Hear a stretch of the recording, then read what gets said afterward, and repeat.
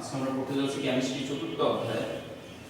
সুপ্রিয় শিক্ষার্থীরা, আশা করি সবাই ভালো আছো। আমাদের গত ক্লাসে রসায়ন চতুর্থ অধ্যায়ের পর্যায় সারণীর প্রথম লেকচারটা গিয়েছিল। আজকে আমরা রসায়ন চতুর্থ অধ্যায়ের পর্যায় সারণীর দ্বিতীয় লেকচারটা দেখতে যাচ্ছি। আজকের এই লেকচারে পর্যায় সারণীতে কোনো একটা মৌলিক পদার্থের অবস্থান, কোনো একটা মৌলের অবস্থান কিভাবে নির্ণয় করতে হয় সেটা আমরা দেখব। উপরে টপিকের নাম লেখো পর্যায় সারণী হতে মৌলের অবস্থান নির্ণয়। পর্যায় সারণী হতে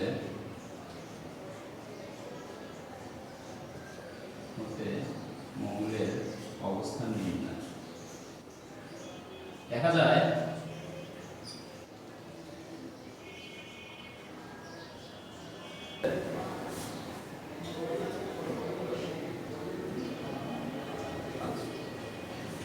পর্যায় সারণীতে মৌলের অবস্থান নির্ণয়ের জন্য আমাদেরকে দুইটা জিনিসের উপর নির্ভর করতে হয়। প্রথমত হচ্ছে পর্যায় সারণীর গ্রুপ নাম্বার, আর দ্বিতীয়ত হচ্ছে পর্যায় সারণীর পর্যায় নাম্বার।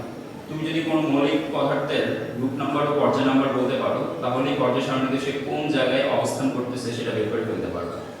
পর্যায় সারণীর প্রত্যেকটা মৌলের পরিচয় বা প্রত্যেকটা মৌলের অবস্থানের লোকেশনটা জানতে গেলে শুধু দুইটা জিনিস জানতে হবে, প্রত্যেকটা মৌলের গ্রুপ নাম্বার এবং প্রত্যেকটা মৌলের পর্যায় নাম্বার।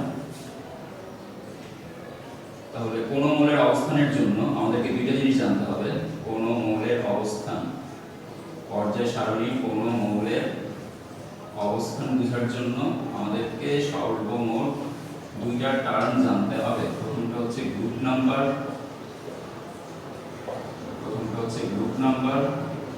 এবং দ্বিতীয়টা হচ্ছে পর্যায় নাম্বার।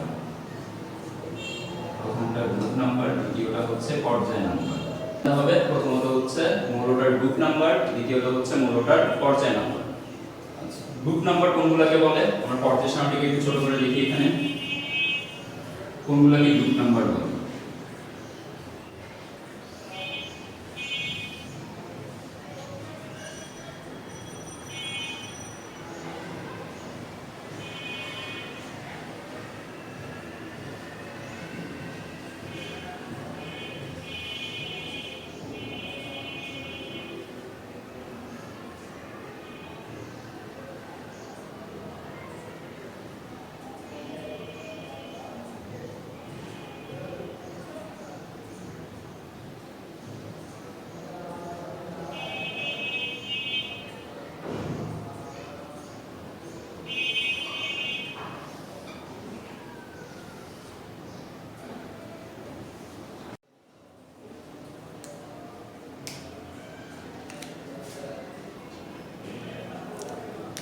তো পর্যায় সারণীর এই লম্বালম্বী ঘরগুলোকে আমরা বলতাম গ্রুপ। এগুলো ছিল গ্রুপ, এরকম গ্রুপ ছিল টোটাল পর্যায় সারণীতে 18টা। এই লম্বা ঘরগুলোকে আমরা বলতাম গ্রুপ। এটা হচ্ছে গ্রুপ 1, এটা ছিল গ্রুপ 2, এরকম করতে করতে এই পর্যন্ত আসতো গ্রুপ 8। এটা ছিল গ্রুপ 2, এই আড়াআড়ি ঘরগুলোকে আমরা বলতাম, এরকম আড়াআড়ি ঘরগুলোকে আমরা বলতাম পর্যায়। আমরা জানি পর্যায় সারণীতে টোটাল গ্রুপ আছে 18টা এবং পর্যায় সারণীতে টোটাল পর্যায় আছে 7টা। টোটাল 18টা গ্রুপ এবং 7টা পর্যায় মিলে পর্যায় সারণী গঠিত হয়েছে। তো কোনো একটা মৌলের অবস্থান জানার জন্য, মনে করো তুমি এই মৌলটার অবস্থান জানতে চাও, এই মৌলটার অবস্থান জানতে গেলে এই মৌলটা কত নম্বর গ্রুপে আছে? 1 2 3 4, 4 নম্বর গ্রুপে পড়ে। 1 2 3 4, 4 নম্বর গ্রুপে মৌলটাকে পাওয়া গেছে। এখন শুধু গ্রুপ জানলে কি তুমি বলতে পারবে এই জায়গায় অবস্থিত 4 নম্বর গ্রুপে তো 1টা 2টা 3টা 4টা মৌল আছে। এখন 4 নম্বর গ্রুপের এই মৌলটার অবস্থান জানার জন্য শুধু গ্রুপ জানলে হবে না, তোমার জানতে হবে সে উপর থেকে কত নম্বরে আছে, মানে এই গ্রুপের কত নম্বর ঘরে আছে। এই গ্রুপের 3 নম্বর ঘর। 3 নম্বর ঘর মানে হচ্ছে 1 2 3 4 5 6, 6 নম্বর পর্যায়। এখান থেকে 3 নাম্বার গুলো হবে না, মেইন পর্যায়টা দেখতে হবে। টোটাল এই ঘরটা কত নাম্বার পর্যায়? পর্যায় সারণী এই ঘরটা 1 2 3 4 5 6, 6 নাম্বার পর্যায়। এই মৌলটার অবস্থান হচ্ছে পর্যায় সারণীতে গ্রুপ নাম্বার 4, পর্যায় নাম্বার 3। যখন তুমি গ্রুপ 4 আর 3 নাম্বার পর্যায়ে যাবে তখন একটা মৌলকেই পাবো। এই মৌলটার অবস্থান গ্রুপ 4 আর 3 পর্যায়ে দিয়ে আমরা জেনে নেব। তো এখন এই গ্রুপগুলো বের করার সিস্টেম কি, কোন একটা মৌলিক পদার্থ কোন গ্রুপে আছে এটা আমরা কিভাবে জানবো, অথবা কোন একটা মৌলিক পদার্থ কোন পর্যায়ে আছে এটাই আমরা কিভাবে জানবো। এটা জানার জন্য আজকে আমাদের ক্লাস। চলুন আমরা শুরু করি, কোন একটা মৌলিক গ্রুপ কিভাবে জানতে হয় আর পর্যায় কিভাবে জানতে হয়। সবার প্রথমে আমরা গ্রুপ নিয়ে আলোচনা শুরু করি। গ্রুপ, কোন মৌলিক গ্রুপ জানতে গেলে আমাদেরকে টোটাল তিনটা জিনিসের উপর ডিপেন্ড করতে হবে, মানে টোটাল তিনটা রুল জানতে হবে। গ্রুপ জানতে গেলে, কোন মৌলিক গ্রুপ জানতে গেলে আমাদের টোটাল রুল জানতে হবে তিনটা। গ্রুপ তিনটা রুলসের উপরে ডিপেন্ড করে তারপরে নির্ণয় করা হয়। মনে করো আমরা রুলসগুলো ওয়ান বাই ওয়ান লিখে নেই, তারপর রুলসগুলো ব্যাখ্যা দিই। প্রথম রুলসটা হচ্ছে যে সকল মৌলিক পদার্থের ইলেকট্রন বিন্যাসের সর্বশেষ কক্ষপথে শুধুমাত্র s অরবিট থাকবে। লিখে নাও, যে সকল মৌলিক পদার্থের ইলেকট্রন বিন্যাসের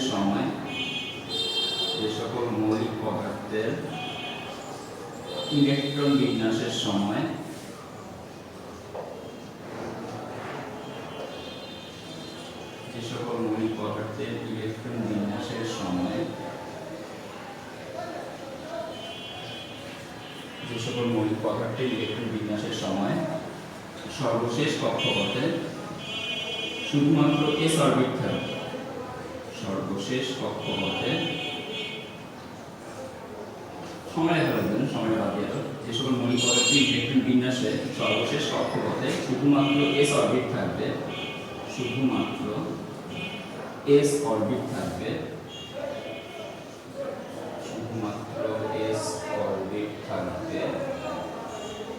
তাদের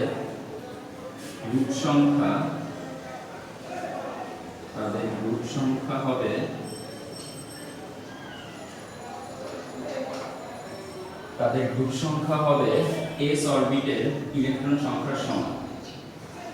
তাদের গ্রুপ সংখ্যা হবে s অরবিটের, শুধু s অরবিটের না, তাদের গ্রুপ সংখ্যা হবে সর্বশেষ s অরবিটের ইলেকট্রন সংখ্যার সমান। সর্বশেষ s অরবিটের ইলেকট্রন বিন্যাসের সমান। সর্বশেষ s অরবিটের ইলেকট্রন বিন্যাসের সমান।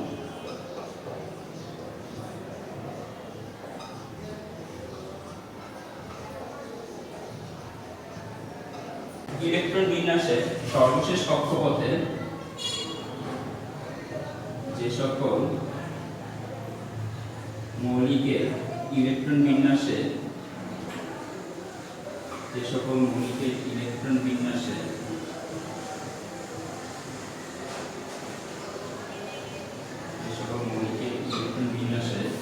সর্বশেষ কক্ষপথে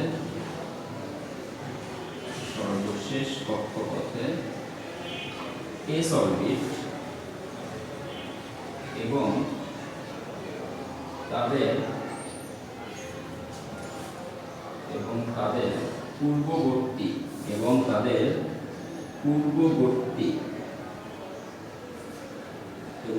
পূর্ববর্তী কক্ষপথে d অরবিট থাকলে,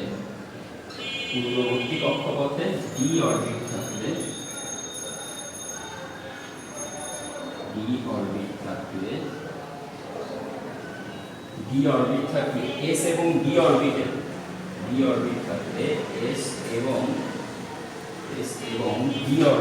ইলেকট্রন যোগ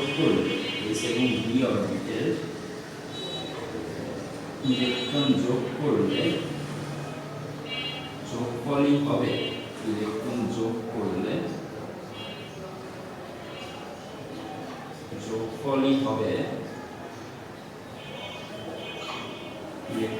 করলে যোগফলই হবে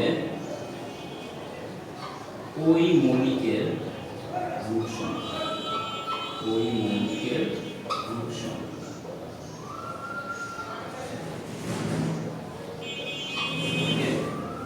এই গেল গ্রুপ নির্ণয়ের সেকেন্ড রুলস। আর আছে একটা রুলস গ্রুপ নির্ণয়ের, থার্ড রুলসটা দেখে নিই, তারপরে আমরা एग्जांपल করলাম। পর্যায় সারণীর দরকার নেই এখানে। রুলস নং 3,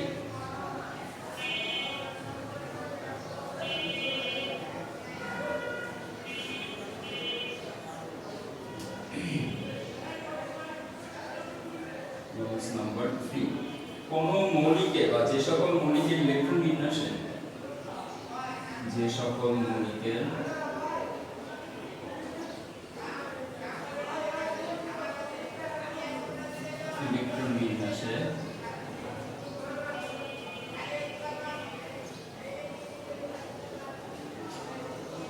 সর্বশেষ কক্ষপথে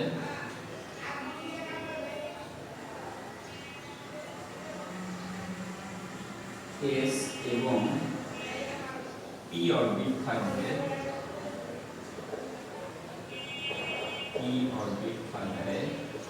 সে সকল মৌলের ইলেকট্রন বিন্যাস করার সময় সে সকল মৌলের গ্রুপ নির্ণয়ের সময় বা সে সকল মৌলের গ্রুপ নির্ণয়ের জন্য S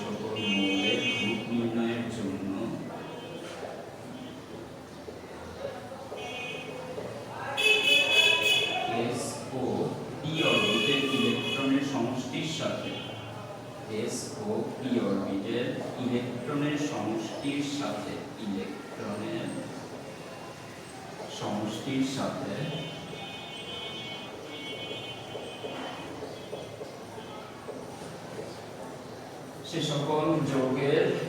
সে সকল মৌলের গ্রুপ নির্ণয়ের জন্য S ও p অরবিটের ইলেকট্রন সমষ্টির সাথে অতিরিক্ত 10 যোগ করে গ্রুপ নির্ণয় করতে হবে।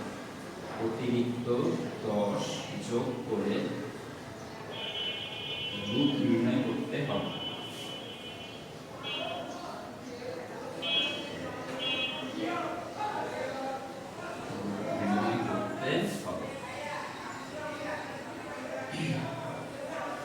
যে সকল মৌলের ইলেকট্রন বিন্যাসে সর্বশেষ কক্ষপথে S এবং p অরবিট থাকবে, সে সকল মৌলের গ্রুপ নির্ণয়ের জন্য S ও p অরবিটের ইলেকট্রনের সমষ্টির সাথে অতিরিক্ত 10 যোগ করে গ্রুপ নির্ণয় করতে হবে। ঠিক আছে? তো চলো এবার আমরা এই রুলসগুলোকে 1 বাই 1 ব্যাখ্যা করি। এক এক করে আমরা এগুলোকে ব্যাখ্যা করতে থাকি। সবার প্রথমে আমরা 1 নম্বরে যাই। 1 নম্বরে দেখো বলছে যে সকল মৌলিক পদার্থের ইলেকট্রন বিন্যাসে সর্বশেষ কক্ষপথে শুধু s অরবিট থাকবে। শুধু s অরবিট থাকবে। যেমন মনে করো যে আমরা ম্যাগনেসিয়ামের দিকে একটু তাকাই, বা অ্যালুমিনিয়ামের দিকে একটু তাকাই। ম্যাগনেসিয়ামের ইলেকট্রন বিন্যাস করলে আমরা পাবো ম্যাগনেসিয়ামের পারমাণবিক সংখ্যা 12। তাহলে ম্যাগনেসিয়ামের ইলেকট্রন থাকা উচিত 12টা। এবার ম্যাগনেসিয়ামের ইলেকট্রন বিন্যাস করলে পাওয়া যাচ্ছে 1s2 2s2 2p6 2 2 4 6 4 10 হয়ে গেছে। বাকি আছে দুইটা ইলেকট্রন তৃতীয় শক্তি স্তরের s অরবিটে গিয়ে প্রবেশ করবে। তাহলে ম্যাগনেসিয়ামের ইলেকট্রন হলো 2 2 4 6 4 10 10 দিয়ে 12। ম্যাগনেসিয়ামের টোটাল ইলেকট্রন আছে এখন 12টা। এবার দেখো ম্যাগনেসিয়ামের শেষ কক্ষপথ কোনটা? 3s। এটা হচ্ছে ম্যাগনেসিয়ামের সর্বশেষ কক্ষপথ। ম্যাগনেসিয়ামের এই সর্বশেষ কক্ষপথে 3s, এই সর্বশেষ কক্ষপথে শুধু কোন অরবিটটা আছে দেখো তো? s orbit. ম্যাগনেসিয়ামের সর্বশেষ কক্ষপথে শুধু s অরবিট আছে। s অরবিটের আগে d অরবিট আছে না। s অরবিটের আগে যেহেতু d অরবিট নেই, সেহেতু আমরা 2 নম্বর রুলসটা অ্যাপ্লাই করতে পারবো না। 2 নম্বর রুলসে বলছে সর্বশেষ কক্ষপথে থাকবে s এবং তার পূর্ববর্তী কক্ষপথে থাকবে d।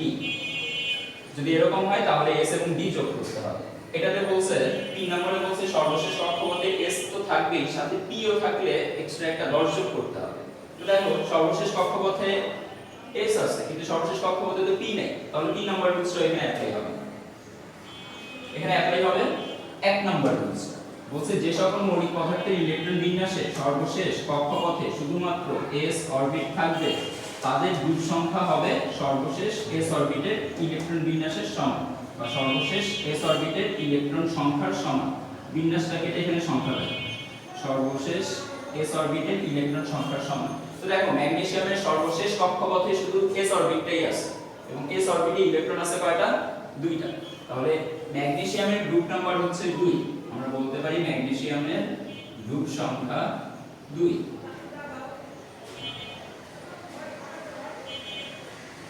তুমি অ্যালুমিনিয়ামের দিকে তাকাও, তুমি সিলিকনের দিকে না, সিলিকনের দিকে তাকালে হবে না, অ্যালুমিনিয়ামের দিকে তাকালে হবে না। তুমি এরপরে এটার জন্য তুমি পটাশিয়ামের কাছে যেতে পারো। পটাশিয়ামের দিকে একটু দেখো। পটাশিয়ামের ইলেকট্রন বিন্যাসে 19টা ইলেকট্রন থাকবে, কারণ তার পারমাণবিক সংখ্যা 19। এবার পটাশিয়ামের ইলেকট্রন বিন্যাস করতে গিয়ে আমরা প্রথমে পাই 1s2, দেন পাই 2s2, দেন পাওয়া গেল 2p6, তারপরে পাওয়া গেল 3s2। দেখো তো হইছে কিনা, 2 2 দিয়ে 4 6 4 10 10 দিয়ে 12, আইনে এখন আর 7টা লাগবে। এরপরে আসবে 3p6, 18টা হয়ে গেছে, লাগবে আর একটা। 3p এর পরে 3d আসার কথা, কিন্তু 3d আসবে না, কারণ 3d এর চেয়ে 4s শক্তি স্তরের শক্তির মানটা কম। নরমালি 3d এর পরে 3d আসার কথা, কিন্তু আসবে না, কারণ 3d এর শক্তির মান যা, তার চেয়ে 4s এর শক্তির মানটা কম। এজন্য 3d এর পরে 3d না এসে আসবে 4s। ইলেকট্রন প্রথমে কম শক্তি স্তরে প্রবেশ করবে বা কম মানের শক্তি স্তরে প্রবেশ করবে, তারপরে বেশি মানের শক্তি স্তরে যাবে। তো 3d এর শক্তির মানটা বেশি, 4s এর শক্তির মানটা কম। এইজন্য 3d এর পরে 3d তে না গিয়ে 4s এ যাবে। তো 4s এ যখন যাবে, কয়টা ইলেকট্রন বাকি আছে? আর 4s এ যাওয়ার জন্য কয়টা ইলেকট্রন হাতে আছে? 2 2 দিয়ে 4 6 4 10 10 দিয়ে 12 12 হচ্ছে 18। পটাশিয়ামের টোটাল ইলেকট্রন আছে 19টা, এখান থেকে 18টা আমরা বিন্যাস করে ফেলছি, বাকি আছে একটা। তাহলে লাস্টের 4s এ গিয়ে প্রবেশ করবে একটা ইলেকট্রন। তাহলে আমরা বলতে পারি পটাশিয়ামের গ্রুপ কত? পটাশিয়ামের গ্রুপ সংখ্যা কত হবে? পটাশিয়ামের গ্রুপ সংখ্যা হবে 1। বুঝতে পারছি 1 নম্বর রুলস? আশা করি বুঝতে পারছো 1 নম্বর রুলস। এবার আমরা 2 নম্বর রুলসটাতে যাই। 2 নম্বর রুলসটাতে বলছে যে সকল মৌলিকের ইলেকট্রন বিন্যাসে সর্বশেষ কক্ষপথে s অরবিট এবং তাদের পূর্ববর্তী কক্ষপথে d অরবিট থাকবে। সর্বশেষ কক্ষপথে থাকবে s অরবিট এবং তাদের পূর্ববর্তী কক্ষপথে থাকবে d অরবিট। তাদের ইলেকট্রন বিন্যাস করার সময় s এবং d এই দুইটাকেই যোগ করতে হবে। s এবং d এই দুইটাকেই যোগ করতে হবে। চলো আমরা স্ক্যান্ডিয়ামে যাই। স্ক্যান্ডিয়ামের গ্রুপ সংখ্যা হচ্ছে 3। এটা আমার মুখস্থ জানা আছে, তোমাদের পড়তে পড়তে মুখস্থ হয়ে যাবে। তো তোমরা বের করে দেখো যে স্ক্যান্ডিয়ামের কেমনে 2 হইছে, 3 হইছে। স্ক্যান্ডিয়ামের পারমাণবিক সংখ্যা 21, তাহলে স্ক্যান্ডিয়ামে ইলেকট্রনও আছে 21টা। এবার এই 21টা ইলেকট্রনকে বিন্যাস করা শুরু করলাম। সবার প্রথমে আসবে 1s2, দেন আসবে 2s2, দেন আসবে 2p6, দেন আসবে 3s2, 3p6, 18টা হইছে। এরপরে আসবে 4s2, দেখো কয়টা হইছে? 2 2 দিয়ে 4 6 4 10 10 দিয়ে 12 12 6 18। 4s এ ইলেকট্রন প্রবেশ করার পরে ইলেকট্রন গ্রুপে গিয়ে 3d। দেখো আমাদের এখানে অলরেডি 20টা ইলেকট্রন হয়ে গেছে। 2 2 দিয়ে 4 6 4 10 10 দিয়ে 12 12 6 18 18 দিয়ে 20। তো 4s পর্যন্ত 20টা ইলেকট্রন হয়ে গেছে। এরপরে বাকি যে একটা ইলেকট্রন, সে একটা ইলেকট্রন গিয়ে প্রবেশ করবে 3d। এটা যদি আমরা, এটা হচ্ছে ইলেকট্রন প্রবেশের সিস্টেম। ইলেকট্রন এভাবে প্রবেশ করে, ইলেকট্রন প্রবেশের বিন্যাস। ইলেকট্রন এইভাবে প্রবেশ করে, ইলেকট্রন প্রবেশ অনুযায়ী বিন্যাস। ইলেকট্রন প্রবেশ অনুযায়ী বিন্যাস। ওকে, ইলেকট্রন প্রবেশ অনুযায়ী বিন্যাস কেন লিখছি? কারণ ইলেকট্রন এই বিন্যাস অনুযায়ী প্রবেশ করে। ইলেকট্রন প্রথমে 1s2 তে যায়, ইলেকট্রন প্রথমে 1s এ যায়, সেখানে 2টা যায়। এরপরে 2s এ যায়, সেখানেও 2টা যায়। এরপরে 2p তে যায়, সেখানে 6টা ঢুকে। এরপরে 3s এ যায়, সেখানে 2টা। এরপরে 3p তে, সেখানে 6টা। এরপরে 4s এ, সেখানে 2টা। দেন যায় 3d, সেখানে। এবার এটা যদি আমরা পরীক্ষার খাতায় কিভাবে লিখতে হয় সেই সিস্টেমে যদি লিখতে চাই, তখন হবে এরকম: 1s2, 2s2, 2p6, 3s2, 3p6, 3d1, দেন আসবে 4s2। পরীক্ষার খাতায় দেখো 3 এর প্রত্যেকটা অরবিট একত্রে লেখা হয়েছে, দেন সবার লাস্টে লেখা হয়েছে 4। প্রথমে 1 এরটা লেখা হয়েছে, দেন 2 এরটা লেখা হয়েছে, দেন 3 এরটা লেখা হয়েছে, দেন 4 এরটা লেখা হয়েছে। পরীক্ষার খাতায় আমরা এভাবে লিখি, বা ইলেকট্রন বিন্যাস কোনো জায়গায় এক্সপ্রেস করার সময় এভাবে এক্সপ্রেস করব। ইলেকট্রন প্রবেশ করছে এই সিস্টেমে, এই সিস্টেমটাকে আমরা পরে নিচে নিয়ে আসি। দেখো আমরা চাইলে, যদি এটাই আমাদের অরিজিনাল নিয়ম হতো, তাহলে তো আমরা এই দুইটা ইলেকট্রনকে প্রথমে 3d তে দিতাম, দুইটা ইলেকট্রনকে 3d তে দিতাম, এবং দুইটা ইলেকট্রন 3d তে দেওয়ার পরে 3d ধারণ ক্ষমতা কিন্তু শেষ হয়ে যায় না। 3d তে টোটাল 10টা ইলেকট্রন জায়গা হয়, আমরা মাত্র দুইটা ইলেকট্রন দিচ্ছি। আমরা চাইলে 3টে ইলেকট্রনও দিতে পারতাম, তখন আমাদের 4s1 এর দরকার ছিল না, তখন আমাদের এই 4sটা দরকার ছিল না। কিন্তু ইলেকট্রন এভাবে প্রবেশ করে না, ইলেকট্রন প্রবেশ করে এইভাবে। ইলেকট্রন প্রথমে 4s এ যায়, 4sটা ফিল আপ করার পরে যতগুলো বাকি থাকে সেগুলো 3d তে যায়।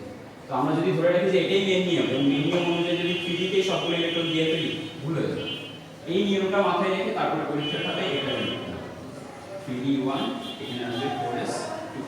তো এবার দেখো আমাদের 2 নম্বর রুলসে বলছে যে সকল মৌলিকের ইলেকট্রন বিন্যাসে সর্বশেষ কক্ষপথে s অরবিট এবং তাদের পূর্ববর্তী কক্ষপথে d অরবিট, সর্বশেষ কক্ষপথে আছে s অরবিট এবং তার পূর্ববর্তী কক্ষপথে আছে d অরবিট। যদি এরকম হয় তবে বলছে s এবং d অরবিটের ইলেকট্রন যোগ করলে যোগফলই হবে ওই মৌলিকের গ্রুপ সংখ্যা। তাহলে d অরবিটে ইলেকট্রন আছে একটা, s অরবিটে ইলেকট্রন আছে দুইটা, 1 এবং 2 যোগ করলে যত পাইলাম সেটাই হচ্ছে স্ক্যান্ডিয়ামের গ্রুপ সংখ্যা। তাহলে আমরা বলবো সুতরাং স্ক্যান্ডিয়ামের গ্রুপ, সুতরাং স্ক্যান্ডিয়ামের গ্রুপ সংখ্যা সমান সমান 3। সুতরাং স্ক্যান্ডিয়ামের গ্রুপ সংখ্যা সমান সমান 3। বুঝতে পারছি? আরেকটা एग्जांपल দেখি চলো। স্ক্যান্ডিয়ামের পরে আমরা ক্রোমিয়ামের एग्जांपलটা দেখি। স্ক্যান্ডিয়ামের পর ক্রোমিয়াম। ক্রোমিয়ামের ইলেকট্রন সংখ্যা 24। ক্রোমিয়ামের ইলেকট্রন সংখ্যা 24। বিন্যস্ত করি।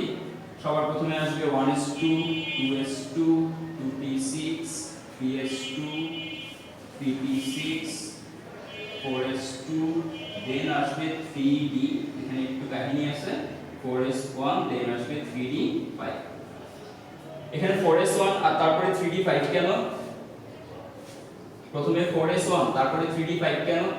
কারণ এখানে যদি আমরা দুটো ইলেকট্রন দেই, এখানে যদি দুটো ইলেকট্রন দেই আর এখানে যদি চারটে ইলেকট্রন দেই তখন 24টা ইলেকট্রন কি কি থাকে? 2 2 দিয়ে 4 6 4 10 10 দিয়ে 12 12 6 18 18 2 20 20 আর 4 24। তো দেখো লাস্টের এই দুইটা কক্ষপথের দিকে তাকাও। এই দুইটা কক্ষপথের মধ্যে এই কক্ষপথটা সুস্থির বা এই কক্ষপথটা স্থিতিশীল। কেন? কারণ এই কক্ষপথে যতগুলো ইলেকট্রন ধারণ ক্ষমতা ছিল ততগুলো ইলেকট্রন সে নিয়ে নিয়েছে। ধারণ ক্ষমতা অনুযায়ী ইলেকট্রন পরিপূর্ণ হলে, ধারণ ক্ষমতা অনুযায়ী ইলেকট্রন দ্বারা যদি অরবিটগুলো পরিপূর্ণ হয় তাহলে এই ইলেকট্রনগুলোকে আমরা বলি স্থিতিশীল, অরবিটগুলোকে আমরা বলি স্থিতিশীল অরবিট। s অরবিট তার ধারণ ক্ষমতা অনুযায়ী দুটো ইলেকট্রন দিয়ে পরিপূর্ণ হয়েছে, এজন্য s অরবিটকে আমরা স্থিতিশীল অরবিট বলতে পারি। কিন্তু d অরবিটটা দেখো তো, d অরবিটের ধারণ ক্ষমতা হচ্ছে 10। তার ধারণ ক্ষমতা 10 হলো, তার কাছে কি 10টা ইলেকট্রন গেছে? না, তার কাছে ইলেকট্রন গেছে 4টা। তাহলে d অরবিটটা এখানে স্থিতিশীল হইল না, d অরবিটটা যে কোনো মুহূর্তে ভেঙে পড়তে পারে। তো d অরবিটটাকে স্থিতিশীল বানানোর জন্য আমরা কি করব? স্থিতিশীল বানানোর দুইটা কন্ডিশন আছে। হয় তাদেরকে তুমি পরিপূর্ণভাবে ইলেকট্রন দিয়ে পরিপূর্ণ করবা, অথবা অর্ধেক ইলেকট্রন দিয়ে তাদেরকে পরিপূর্ণ করবা। তাদের যা ধারণ ক্ষমতা আছে সেই ধারণ ক্ষমতার সম্পূর্ণ দিয়ে ইলেকট্রন পরিপূর্ণ করলেও স্থিতিশীল হবে, অথবা ধারণ ক্ষমতার অর্ধেক দিয়েও যদি তুমি ফিল আপ করো তাইলেও অরবিটটা স্থিতিশীল থাকবে। ধারণ ক্ষমতা সম্পূর্ণ দিয়ে ফিল আপ করলেও অরবিটটা স্থিতিশীল, ধারণ ক্ষমতার অর্ধেক দিয়ে ফিল আপ করলেও অরবিটটা স্থিতিশীল। দেখো 4s এর ধারণ ক্ষমতা হচ্ছে 2টা, আমরা 4s এর ধারণ ক্ষমতা 2টা না দিয়ে তাকে যদি একটা দেই তাহলে সে অর্ধেক পরিপূর্ণ হবে, অর্ধেক পরিপূর্ণ হইলেও স্থিতিশীল থাকতে পারবে। আবার 3d এর ধারণ ক্ষমতা হচ্ছে 10টা, আমি যদি তাকে 10টা না দিয়ে 5টা দেই, 10টা না দিয়ে যদি 5টা ইলেকট্রন দেই, অর্ধেক দিলাম, অর্ধেক দিলে সেও থাকবে স্থিতিশীল। যদি আমি 4s কে 2টা দিয়ে দিতাম তাহলে শুধু 4s টাই স্থিতিশীল থাকতো, 3d টা স্থিতিশীল হতো না। কিন্তু আমি 3d তে এখান থেকে একটা এনে, s থেকে একটা এনে 3d তে যখন দিলাম তখন 3d ও অর্ধেক পরিপূর্ণ হইল, 4s ও অর্ধেক পরিপূর্ণ হইল। দুইজনই অর্ধেক অর্ধেক পরিপূর্ণ যখন থাকতেছে তখন দুইজনই স্থিতিশীল। কিন্তু 4s কে পুরোপুরি ফিল আপ করায় ফেললে d টা স্থিতিশীল থাকতে পারতেছে না। এখানে 4s নিজে একটু স্যাক্রিফাইস করে আরেকজনকে স্থিতিশীল বানায়। 4s নিজের একটা ইলেকট্রন 3d কে দিয়ে দিল, এতে 3d টাও স্থিতিশীল রইল, 4s টাও স্থিতিশীল রইল। আর দুইজনই যদি স্থিতিশীল থাকে আলটিমেটলি পরমাণুটা স্থিতিশীল থাকবে। তারা দুইজন মিলে কি করতেছে? s অরবিট আর d অরবিট মিলে কি করতেছে? ক্রোমিয়াম পরমাণুটাকে গঠন করতেছে। তো s অরবিট নিজে কম্প্রোমাইজ করে অ্যাকচুয়ালি কি করছে? নিজে কম্প্রোমাইজ করে অ্যাকচুয়ালি ক্রোমিয়ামকে স্থিতিশীল রাখতেছে। এখানে 4s যদি কম্প্রোমাইজ না করতো ক্রোমিয়াম স্থিতিশীল থাকতে পারত। এখন যেহেতু 4s ক্রোমিয়ামেরই একটা অংশ, 4s কি চাই? 4s কি চাই? তার যে মূলটা 4s চাইবে, তার যে মূল ক্রোমিয়াম সেই মূলটাকে স্থিতিশীল রাখে। এখন 4s মূলটাকে স্থিতিশীল রাখার জন্য নিজে কম্প্রোমাইজ করে একটা ইলেকট্রন d কে দিয়ে দিল, সাথে সাথে d ও স্থিতিশীল, 4s ও স্থিতিশীল, এবং তাদের কারণে তাদের যে মূল অর্থাৎ আসলটা ক্রোমিয়াম সেটাও স্থিতিশীল হয়ে গেল। ঠিক আছে? এরকম করে আমরা যে সকল মৌলিক পদার্থের শেষ কক্ষপথে s এবং তার আগের কক্ষপথে d অরবিট পাবো তাদের ইলেকট্রন বিন্যাসগুলো করে ফেলতে পারবো 2 নম্বরের রুলস অনুযায়ী। এবার যে আমরা 3 নম্বর রুলসে 3 নম্বর রুলসের দিকে তাকাও, বলছে যে সকল মৌলিকের ইলেকট্রন বিন্যাসে সর্বশেষ কক্ষপথে s থাকবে এবং p থাকবে, দুইটাই থাকবে, সর্বশেষ কক্ষপথে s ও থাকবে p ও থাকবে, তাদের ইলেকট্রন বিন্যাসের সময় s এবং p এর ইলেকট্রনগুলো যোগ করে সাথে এক্সট্রা আরো 10 যোগ করতে হবে। আমরা एग्जांपल দেখি, অ্যালুমিনিয়ামের কাছে যাই। অ্যালুমিনিয়ামের পারমাণবিক সংখ্যা হচ্ছে 13, তার মানে অ্যালুমিনিয়ামে টোটাল 13টা ইলেকট্রন বসবে, বা অ্যালুমিনিয়ামে টোটাল 13টা ইলেকট্রন আছে। সবার প্রথমে আছে 1s2, মানে প্রথম শক্তি স্তরের s অরবিটে 2টা, দ্বিতীয় শক্তি স্তরে s অরবিটে 2টা, p অরবিটে 6টা, তৃতীয় শক্তি স্তরে s অরবিটে 2টা। দেখো কয়টা হইছে? 2 2 দিয়ে 4 6 4 10 10 দিয়ে 12টা ইলেকট্রন হইছে। আমাদের অ্যালুমিনিয়ামের ইলেকট্রন হচ্ছে 13টা, আমরা এখানে বসাইছি 12টা, আর একটা বাকি আছে সেটা হচ্ছে 3p1। এবার এখানে একটু খেয়াল করো, সর্বশেষ কক্ষপথ কোনটা? এটা হচ্ছে সর্বশেষ কক্ষপথ। সর্বশেষ কক্ষপথে কি কি অরবিট আছে? সর্বশেষ কক্ষপথে s অরবিট আছে এবং p অরবিট আছে, দুইটা অরবিট আছে।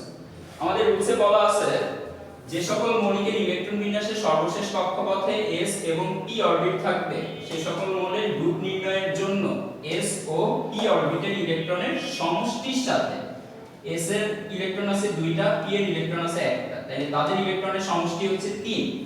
তো আমাদেরকে বলছে সেই সকল মৌলের সেই সকল অরবিটের ইলেকট্রনের সমষ্টির সাথে অতিরিক্ত 10 যোগ করে, তাহলে এখানে পাইলাম 2 যোগ 1 এর সাথে আরো অতিরিক্ত 10 যোগ করে তারপরে গ্রুপ নির্ণয় করতে হবে, তাহলে আমাদের এখানে গ্রুপ কত আসছে? 2 একে 3 3 আর 10 এ 13, আমাদের গ্রুপ সংখ্যা চলে আসছে 13। অ্যালুমিনিয়ামের পারমাণবিক সংখ্যাও 13, গ্রুপ সংখ্যাও 13। এমন না ব্যাপারটা যে পারমাণবিক সংখ্যা যত গ্রুপ সংখ্যাও তত, এটা জাস্ট একটা কোইন্সিডেন্স। আমরা যদি সিলিকনের দিকে তাকাই, সিলিকনের ইলেকট্রন বিন্যাস করতে গেলে আমরা কি দেখতে পাই? দেখো, সিলিকনের পারমাণবিক সংখ্যা 14, সিলিকনের পারমাণবিক সংখ্যা 14। তাহলে সিলিকনের জন্য আমরা ইলেকট্রন বিন্যাস বসাইলে পাবো 1s2 2s2 2p6 3s2 3p2, 2 2 দিয়ে 4 6 4 10 10 দিয়ে 12 12 আর 2 এ 14। তো দেখো 3s2 আর 3p2 সর্বশেষ কক্ষপথে কি কি অরবিট পাওয়া গেল? সর্বশেষ কক্ষপথে s অরবিট পাওয়া গেল, p অরবিট পাওয়া গেল। তাহলে সর্বশেষ কক্ষপথে s ও p অরবিটের ইলেকট্রনগুলো আমরা যোগ করলে পাই 2 + 2, সাথে এক্সট্রা আরো 10 যোগ করব রুলস অনুযায়ী, তাহলে পাবো আমরা টোটাল 40। তাহলে সিলিকনেরও 40। অ্যালুমিনিয়াম থেকে শুরু করে আর্গন পর্যন্ত সবাই গ্রুপ যা পারমাণবিক সংখ্যা হতো। অ্যালুমিনিয়াম থেকে শুরু করে আর্গন ম্যাগনেসিয়াম থেকে শুরু করে, না ঠিক আছে, অ্যালুমিনিয়াম থেকে শুরু করে আর্গন পর্যন্ত যতগুলো মৌলিক পদার্থ আছে সবগুলোর গ্রুপ সংখ্যা যা পারমাণবিক সংখ্যাও তাই। এর নিচেরগুলোতে আবার অন্য কাহিনী। অ্যালুমিনিয়ামের নিচে কে আছে, বা যেই আছে, অ্যালুমিনিয়ামের নিচে যেই আছে তার জন্য গ্রুপ যা পারমাণবিক সংখ্যাটা, শুধুমাত্র এই একটা পর্যায়ের জন্য এরকম একটা কোইন্সিডেন্স হয়েছে, বাকি অন্যান্য পর্যায়ের জন্য এরকম কোনো কোইন্সিডেন্স নাই। শুধুমাত্র 3 নাম্বার পর্যায়ের জন্য এরকম একটা কোইন্সিডেন্স আছে যে পারমাণবিক সংখ্যা যত গ্রুপ সংখ্যা তত। তাও শুধুমাত্র অ্যালুমিনিয়াম থেকে শুরু হয়েছে আর্গন পর্যন্ত চলবে। এটা অ্যালুমিনিয়াম থেকে স্টার্ট হয়েছে, চলবে কোন পর্যন্ত? অ্যালুমিনিয়াম থেকে স্টার্ট হয়ে আর্গন পর্যন্ত গ্রুপ যত পারমাণবিক সংখ্যা তত। গ্রুপ ও পারমাণবিক সংখ্যা এক, গ্রুপ ও পারমাণবিক সংখ্যা এক।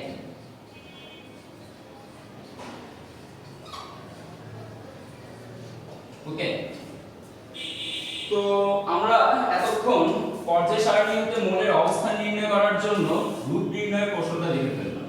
এবার আমাদের বাকি আছে পর্যায় বের করার কৌশল। আমাদের এখন দেখার বাকি আছে পর্যায় বের করার কৌশল। চলো আমরা এবার পর্যায় বের করি। গ্রুপের রুলসগুলো সব মুছে ফেললাম, পর্যায়ের রুলস দিলাম। এবার পর্যায়ের রুলস একটাই, গ্রুপের যেমন 3টা রুলস আমরা দেখলাম, পর্যায়ের এরকম 3টা রুলস না, পর্যায়ের রুলস হচ্ছে একটা। পর্যায় বের করাটা ইজি, গ্রুপ বের করার জন্য 3টা রুলস মাথায় রাখতে হবে, কঠিন কিছু না, জাস্ট মাথায় 3টা রুলস থাকলে তুমি পেরে যাবে। এবার লাস্টেরটা গ্রুপ নির্ণয়ের রুলসটা লেখা, পর্যায় নির্ণয়ের রুলসটা লেখেন, উপরে লেখেন পর্যায় নির্ণয়ের রুলস। কোন মৌলের ইলেকট্রন বিন্যাসের সর্বোচ্চ কক্ষপথ সংখ্যাই হবে, কোন মৌলের ইলেকট্রন বিন্যাসের পর্যায় নির্ণয়ের রুলস।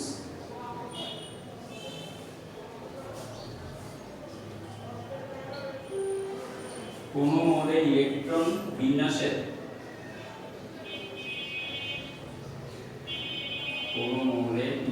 বিন্যাসের সর্বশেষ বা সর্বোচ্চ, সর্বশেষ না সর্বোচ্চ, কোন মৌলের ইলেকট্রন বিন্যাসের সর্বোচ্চ, কোন মৌলের ইলেকট্রন বিন্যাসের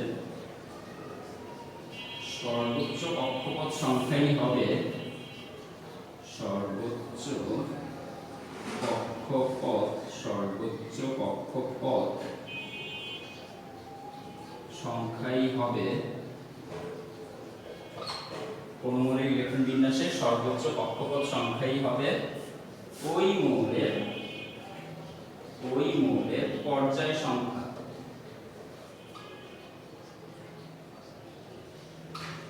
কোন মৌলের ইলেকট্রন বিন্যাসে, মৌলটা স্কিপ করে গেছে, কোন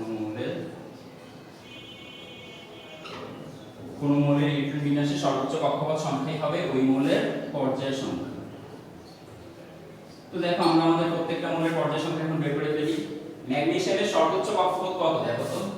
কক্ষপথ নাম্বার 1, কক্ষপথ নাম্বার 2, কক্ষপথ নাম্বার 3। তাহলে সর্বোচ্চ কক্ষপথ কত ম্যাগনেসিয়ামের? সর্বোচ্চ কক্ষপথ সংখ্যা হচ্ছে 3। অতএব আমরা বলতে পারি ম্যাগনেসিয়ামের পর্যায় হচ্ছে 3। ম্যাগনেসিয়ামের পর্যায় কত? 3। পটাশিয়ামের দিকে তাকাও, পটাশিয়ামের সর্বোচ্চ কক্ষপথ কোনটা?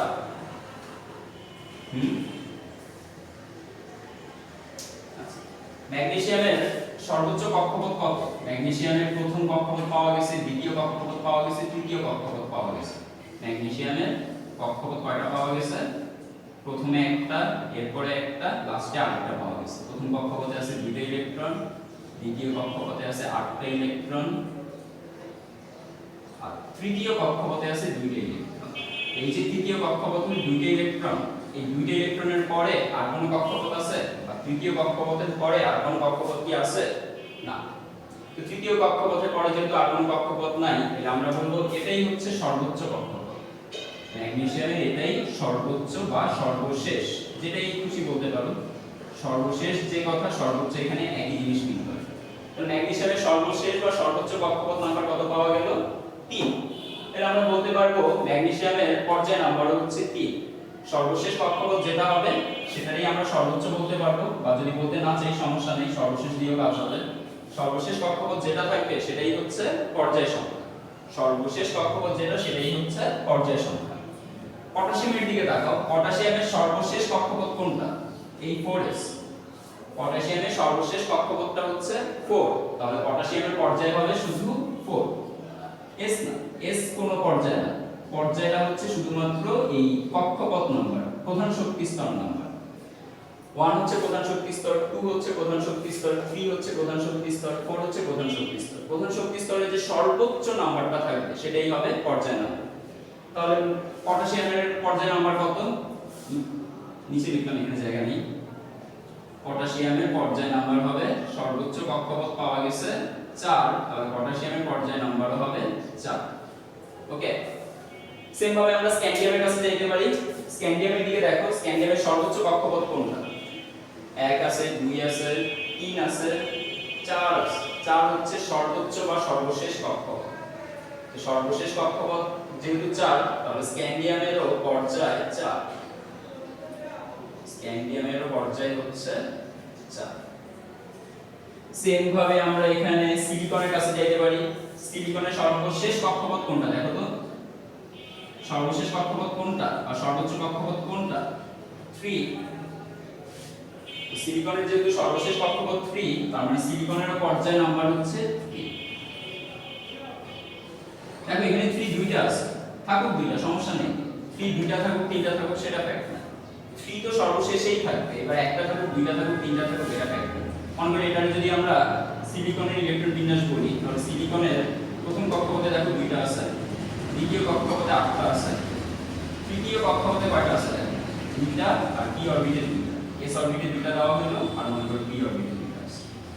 তো দেখো এই 3 নাম্বার শক্তি স্তরটাই সিলিকনের শেষ শক্তি স্তর, এরপরে সিলিকনের আর কোনো শক্তি স্তর নাই, তাহলে এই শক্তি স্তরের সংখ্যা অনুযায়ী এটা 3 নাম্বার শক্তি স্তর, তাহলে 3 নাম্বার শক্তি স্তরের সংখ্যা অনুযায়ী সিলিকনের পর্যায় হচ্ছে 3, সিলিকনের পর্যায় 3। সেম ভাবে আমরা অ্যালুমিনিয়ামের পর্যায় বলতে পারবো কত, অ্যালুমিনিয়ামের সর্বশেষ শক্তি স্তর আছে 3, তার মানে অ্যালুমিনিয়ামের এখানে পর্যায় নাম্বার হচ্ছে 3।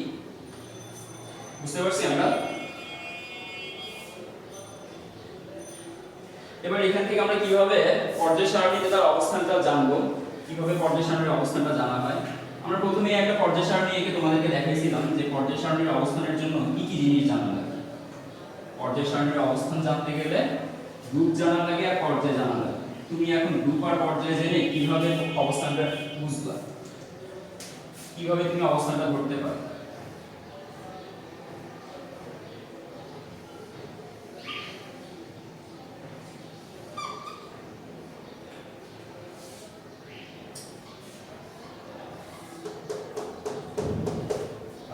একটু আগে আমরা কাকে দেখছিলাম, আমরা স্ক্যান্ডিয়ামকে দেখছিলাম। স্ক্যান্ডিয়ামের ইলেকট্রন বিন্যাস ছিল কত, স্ক্যান্ডিয়ামের ইলেকট্রন বিন্যাস ছিল, এখানে স্ক্যান্ডিয়ামের ইলেকট্রন বিন্যাসের দিকে তাকাও, চতুর্থ পর্যায়ে কত নম্বর গ্রুপে, 3 নম্বর গ্রুপে। তাহলে এটা হচ্ছে গ্রুপ 1, এটা হচ্ছে গ্রুপ 2, এটা হচ্ছে গ্রুপ 3, এটা হচ্ছে গ্রুপ 3। গ্রুপ 3 এর কত নম্বর পর্যায়ে থাকবে স্ক্যান্ডিয়াম, গ্রুপ 3 এর কত নম্বর পর্যায়ে স্ক্যান্ডিয়াম থাকবে, গ্রুপ 3 এর 4 নম্বর পর্যায়ে স্ক্যান্ডিয়াম থাকবে। তো দেখো এটা হচ্ছে 1 নম্বর পর্যায়ে, এটা হচ্ছে 2 নম্বর পর্যায়ে, এটা হচ্ছে 3 নম্বর পর্যায়ে, এটা হচ্ছে 4 নম্বর পর্যায়ে। 4 নম্বর পর্যায়ে কত নম্বর গ্রুপে স্ক্যান্ডিয়ামটা বসাবো, 3 নম্বর গ্রুপে। হয়ে গেছে। তুমি ম্যাগনেসিয়ামকে বসাইতে চাও, বসাও। ম্যাগনেসিয়াম থাকবে কত নম্বর পর্যায়ে, 3 নম্বর পর্যায়ে, কারণ সর্বশেষ শক্তি স্তর আছে এখানে 3, তাই ম্যাগনেসিয়াম বসবে 3 নম্বর পর্যায়ে। 1 নম্বর পর্যায়ে, এটা হচ্ছে 1 নম্বর পর্যায়ে, এটা হচ্ছে 2 নম্বর পর্যায়ে, এটা হচ্ছে 3 নম্বর পর্যায়ে। 3 নম্বর পর্যায়ে কত নম্বর গ্রুপে থাকবে ম্যাগনেসিয়াম, ম্যাগনেসিয়ামের গ্রুপ সংখ্যা পাওয়া গেছিল 2, তাহলে এটা হচ্ছে 2 নম্বর, 3 নম্বর পর্যায়ে 2 নম্বর গ্রুপ, এই হচ্ছে 3 নম্বর পর্যায়ে 2 নম্বর গ্রুপ, তাহলে এই জায়গায় আসবে ম্যাগনেসিয়াম। কারণ ম্যাগনেসিয়ামের অবস্থান দেখো, অবস্থান জেনে ঠিকমতো অবস্থান বসায় ফেলতে পারছি। তুমি পর্যায় সারণীতে বইয়ে যে পর্যায় সারণী দেওয়া আছে সেটার সাথে ম্যাচ করায় নিতে পারো। বুঝতে পারছি আমরা কিভাবে পর্যায় সারণীতে মোলের অবস্থানটা আসে। পর্যায় সারণীর মোলের অবস্থান অ্যাকচুয়ালি কিসের উপর ডিপেন্ড করে, গ্রুপের উপর না পর্যায়ের উপর নাকি ইলেকট্রন বিন্যাসের উপর, বলতে পারবা? সারণীর মূল ভিত্তিটা কোনটা, পর্যায় সারণী আমরা কিসের উপর ভিত্তি করে পেলাম? পর্যায় সারণী আমরা গ্রুপ সংখ্যার উপর ভিত্তি করে তার অবস্থানটা জানলাম, পর্যায় সারণীর কোনো মোলের অবস্থান গ্রুপের উপর নির্ভর করে জানলাম, নাকি পর্যায়ের উপর নির্ভর করলাম কোনো একটা মোলের অবস্থান জানার জন্য, নাকি ইলেকট্রন বিন্যাসের উপর নির্ভর করলাম? আমরা নির্ভর করলাম ইলেকট্রন বিন্যাসের উপর।